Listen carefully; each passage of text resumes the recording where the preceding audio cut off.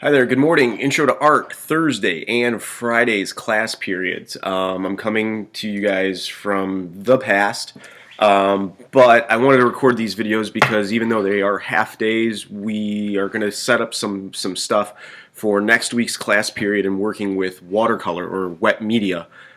So that you guys are kind of ahead of the game and you know what to expect and you know exactly where next week's class is getting started. Now, on my screen, as you can see, I'm going to be kind of doing a little bit of a demonstration just to kind of explain to you guys what it is you need to be working on and where you need to be working on and where you can jot some notes down. But one thing that I want to make sure that I tell you guys is from the guest teacher, make sure that you receive a piece of watercolor paper. This is significantly thicker than your regular sketchbook paper or regular drawing paper that we have here in class.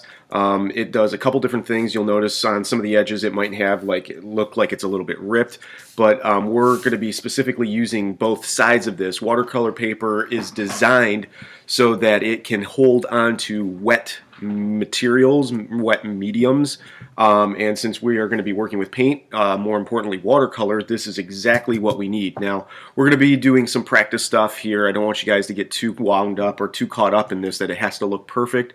And typically we would be doing these inside your sketchbooks, but because we're working with wet mediums, I want to just make sure that none of your other sketches or drawings get mixed up. So make sure that you have one slice of this. It should be the size of a regular sheet of paper, 9 by 11 inches, I believe.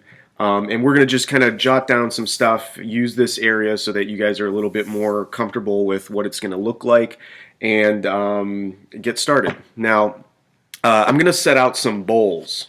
I don't know if you guys can see these. We typically use these just to rinse off our paint brushes or, you know, as mixing bowls. But for this assignment or for the exercise that we're going to be doing in class, I think these are going to help out really well because these can actually trace out the circle that we're going to be working with size-wise.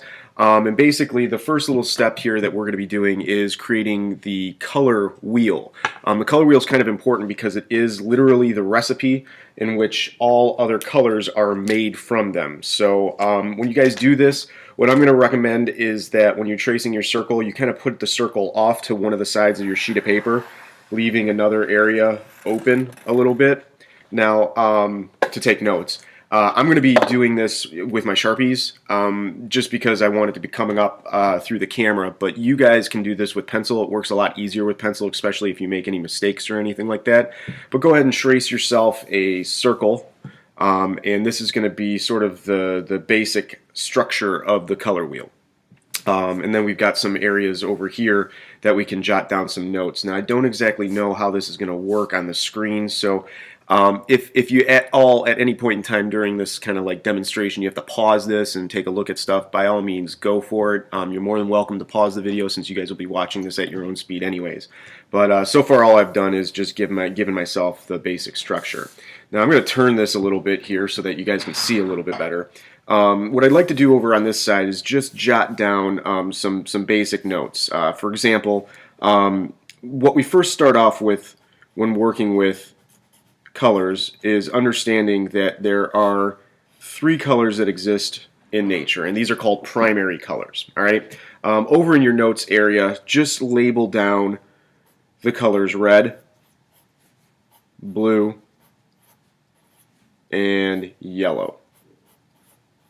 Okay.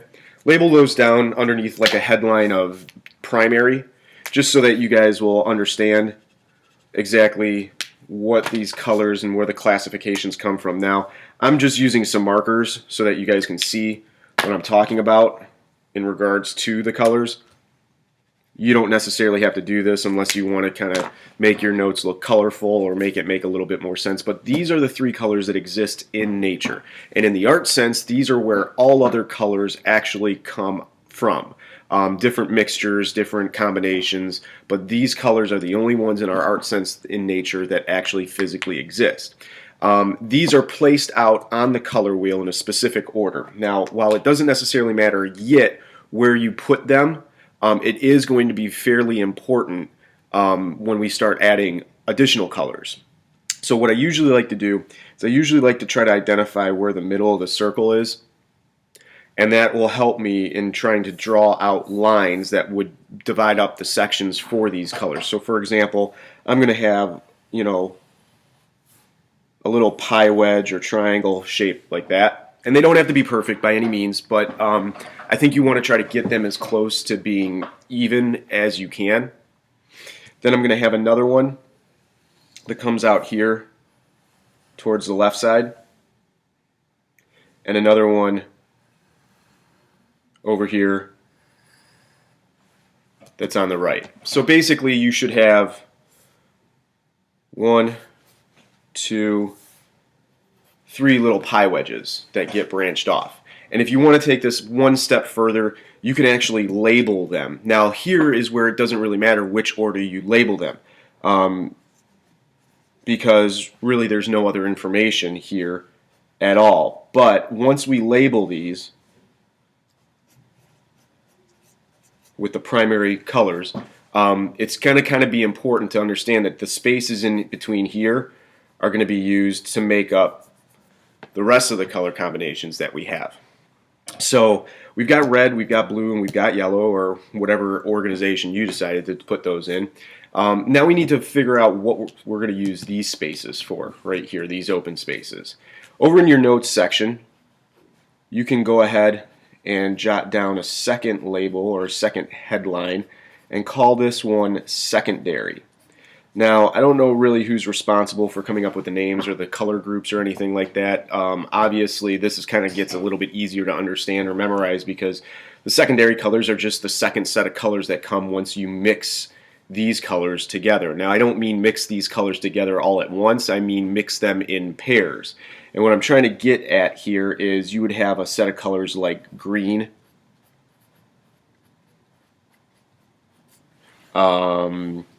orange, and then one of the more difficult colors to mix, the color purple or violet, depending on who your art teacher is, right? And these are all relatively easy to memorize. I'm sure you guys have all gone out and bought crayons that have ridiculous sets of these things. And I'm just going to kind of give you guys a visual using some markers here what they look like. But these secondary color sets, all right, are all colors that are made up by mixing these primary color sets together. They basically can be viewed as a formula. So for example, to get green, you mix blue and yellow. To get orange, you mix red and yellow. And to get purple, you'd mix the other two that we haven't mixed yet, red and blue. And what this does is it helps us understand where these are actually placed here in the color wheel. So for example, in between yellow and blue, if I look over here, I've got the color green. So all I'm going to do is right in between here, draw another triangle. This would be like number 4. And you could even label it green. Now you should have a little gap or space between yellow and green, as well as between blue and green over here. We're going to talk about what these gaps actually represent or what is in between those gaps. But I'd like you guys to go ahead, if you have to, pause the video and fill in these spaces over here. I'll do it along with you guys if you want to. If we look in between blue and red, what's the recipe? Blue and red, it looks like purple. So I'm going to draw another triangle right in there. I'll even number it, number 5, purple. And that only leaves us with one other secondary color, red and yellow. Here's red, here's yellow.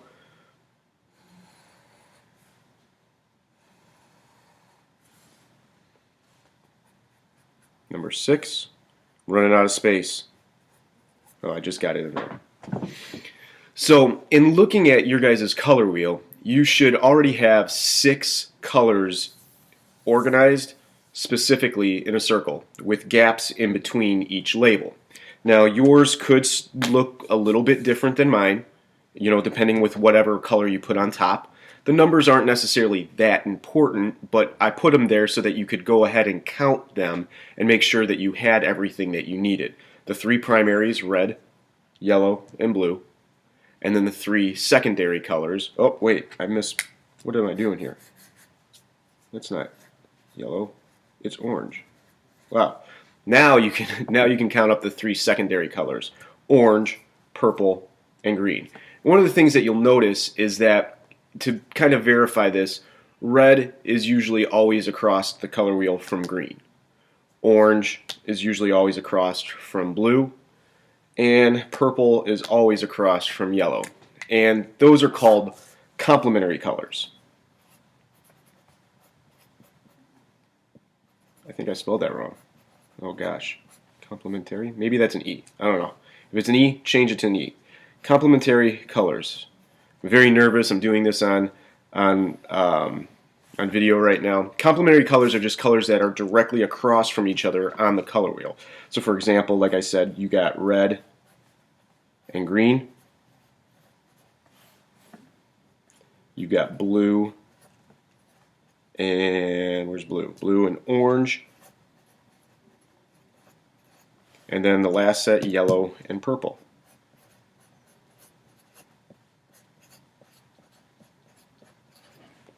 A good way to memorize this, or a good way to keep track of this, is complementary colors will always have at least one secondary color and one primary color.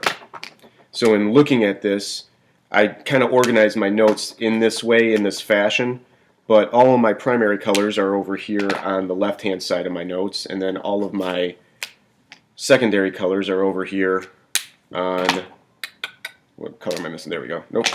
On the right-hand side. And it doesn't matter which way you organize them here in your notes, but it does matter which way you organize them here in your color wheel. Now, we are going to have some gaps that are left open, and actually we're going to mix these colors up later on too, and these are called tertiary colors. But for the time being in class, since we're only looking at a half day, I'd like you guys to get this information down so that you guys are set when we come back into class next week to make and start working with watercolor. So good luck to you guys. Again, if anything was moving a little bit too fast, go ahead and pause this, and I'll see you guys next week.